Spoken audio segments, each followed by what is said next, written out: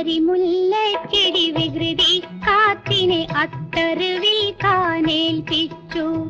നാഴൂറി അത്തറ് കാറ്റെടുത്തു, നാടായ നാടാകെ കടം കൊടുത്തു. അരിമുല്ലച്ചെടി വികൃതി കാറ്റിനെ അത്തറുവിൽ കാനേൽപ്പിച്ചു. നാഴൂറി